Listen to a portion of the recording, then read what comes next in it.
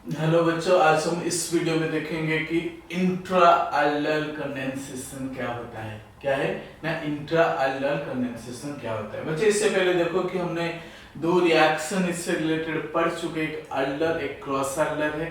But आज जो है ये जो सीबीएसई में नहीं है, बट जेईई या नीट में पक्का पक्का क्वेश्चन आपको इससे मिल जाएगा। तो इसलिए बिल्कुल भी इस वीडियो को आप इग्नोर मत कीजिए। अब मैं पहले बताता हूँ कि भाई इंट्रा एल्युलर का मतलब एल्युलर कंडेंसेशन जिन बच्चों ने पढ़ा है वही समझ पाएंगे। और इसमें क्या होती है ना, within the same molecule एल्युलर कंडेंसेशन होती है। मैं थोड़ा सा आपको एक ब्रीफ दे देता हूँ कि एल्युलर कंडेंसेशन में बच्चे क्या होता था ना, सबसे पहले इनोलेट आयन बनता था।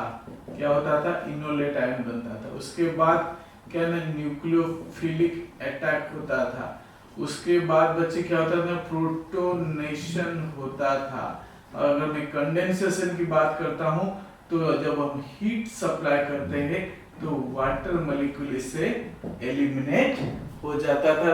अल्कीन बाय के डबल बॉन्ड, इसके बाद क्या होता था? -H2 होगा तो यहाँ पे अल्कीन या फिर डबल बॉन्ड आ जाता था। ये सारी चीज क्रॉस एल्युलर में भी होती है, बट क्रॉस एल्युलर में क्या होता है? दो डिफरेंट एल्डिहाइड के बीच में होती है। और अगर दोनों के पास अल्फा हाइड्रोजन है तो 4 प्रोडक्ट बनता था, 2 क्रॉस और 2 सेल पे। अगर आपने ये दो रिएक्शन जो है एल्डर और क्रॉस एल्डर को नहीं देखे, जस्ट प्लेलिस्ट में आप जाइए, इनकी वीडियो आपको मिल जाएंगे, तब जाके आप इंट्रा एल्डर के बारे में सोच सकते हो। अब यहाँ पे हम देखते हैं बच्चे, देखो इंट्रा मतलब with in the same molecule. और इसमें बच्चे देखो कि जैसे मैं यहाँ पे एक स्ट्रक्चर बनाता हूँ,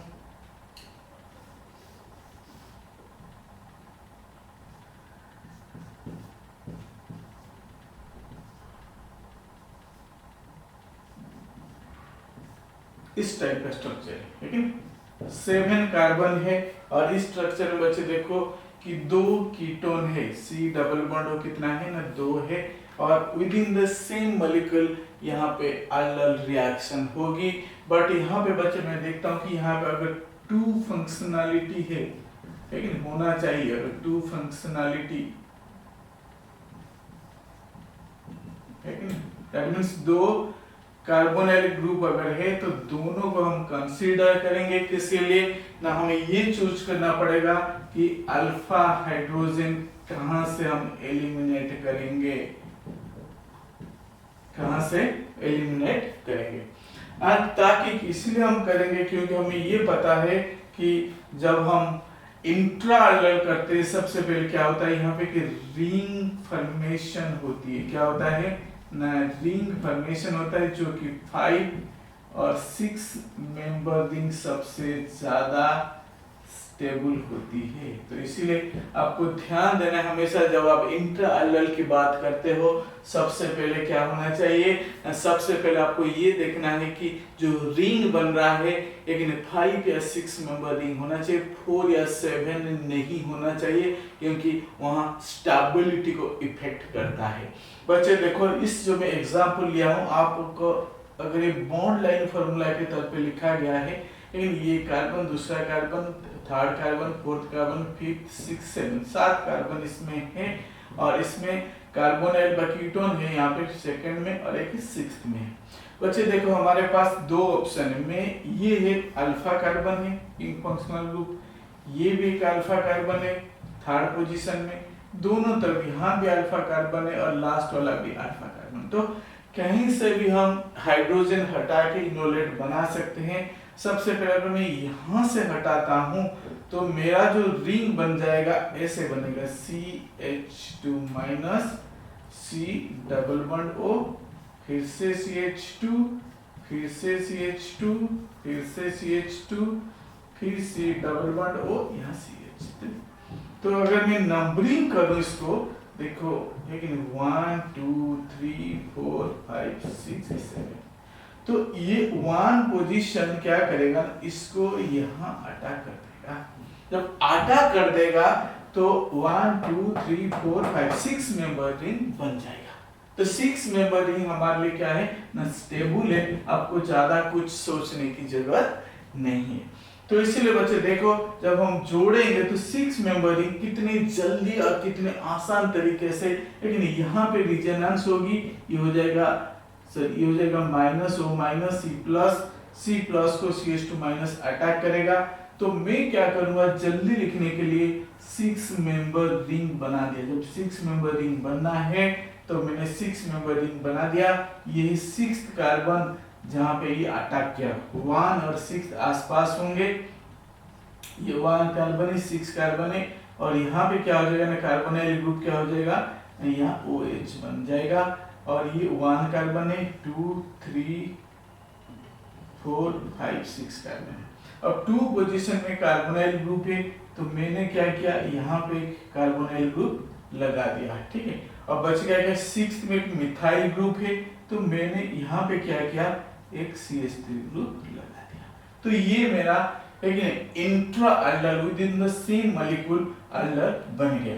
अगर मैं इसको कंडेंसेशन करता हूं तो OH कहां से जाएगा ना, OH तो जाएगा ही जाएगा, है कि नहीं, बट जो H जाएगा, लेकिन ये कहां से जाएगा, ये बड़े इंपॉर्टेंट चीज है कि जो हाइड्रोजन को हम कहां से हटाएंगे। जब इसको कंडेंसेशन करेंगे, OH के साथ H जाना है, तो यहाँ भी हाइड्रोजन है, यहाँ भी हाइड्रोजन है, तो कहां से इस हाइड्रोजन को हटाएं, दो है, मैं एक अभी लिखा, चलो 2 लिख देता हूं कि 2 है, ये this is the 5th carbon, लेकिन हम अंदर लिखेंगे, ठीक।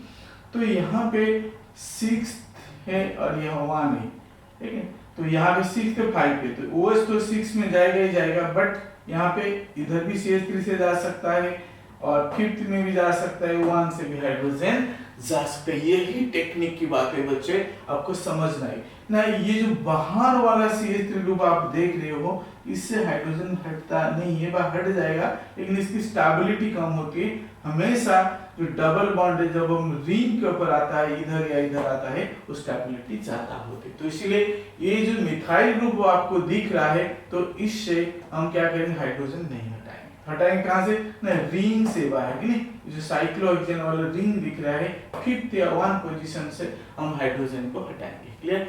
जब हाइड्रोजन को हटाएंगे तो हमें देखना पड़ेगा कि भाई यहां से हटाएंगे या यहां से हटाएंगे ना। यहां से अगर मैं H, लेकिन OH क्या होता है ना, पहले H ये हटता है, एलिमिनेशन रिएक्शन की अगर बात करता हूं तो ये इसको इलेक्ट्रॉन देता है, लेकिन और यहाँ पे OH माइनस हट जाते हैं, तो यहाँ पे डबल बॉन्ड आता है।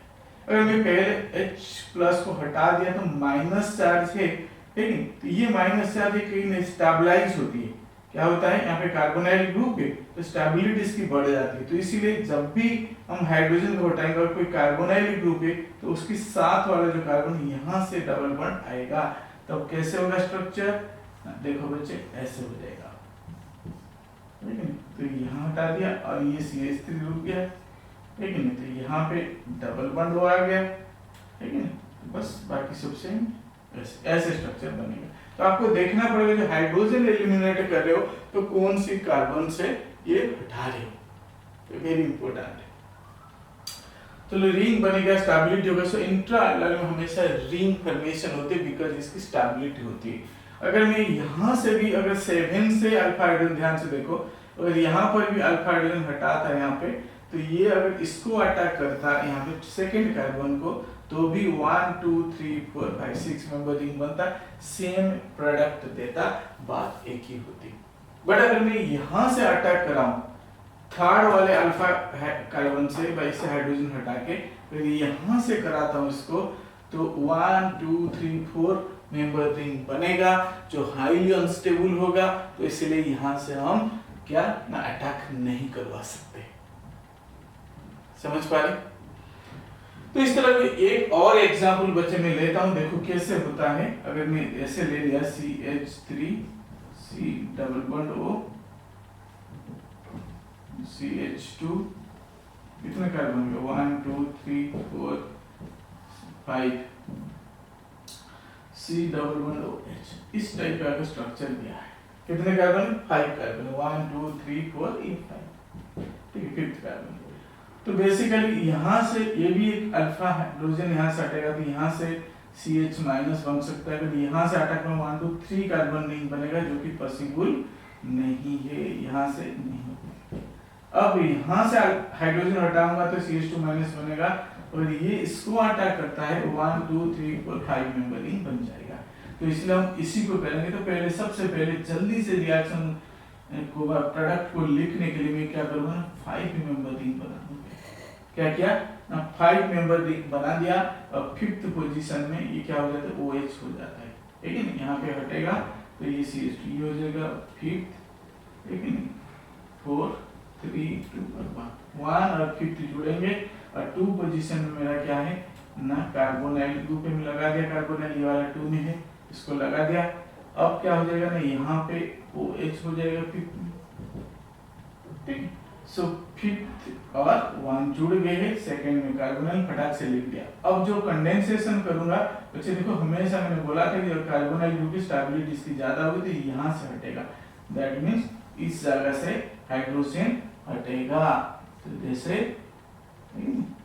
इस टाइप का लिख दिया, यहाँ हो गया, ये कार्बोनाइल ग्रुप आ गया, बस प्रोडक्ट यही हो गया, ठीक है। ये था 5th, ये था 1 2 3 4। बहुत ही आसान चीज है बच्चे, देखो इसमें कोई मुश्किल नहीं है, बट क्वेश्चन इससे आता है। तो बच्चे अगर कोई कोर्स ज्वाइन करना चाहते हो कि केमिस्ट्री वाला का, तो आप इस मोबाइल नंबर जो दिख रहे इसमें कॉल कर सकते हो, या WhatsApp 9811860970। NEET JEE IIT advance CBSE 11 12 9 से लेके हमारे पास 12 तक का भी एक नहीं, फिजिक्स केमिस्ट्री मैथ बायो का क्लास यहाँ होती है। तो आप इसको एक नहीं ज्वाइन कर सकते हो, ऑनलाइन या ऑफलाइन में। Thank you so much.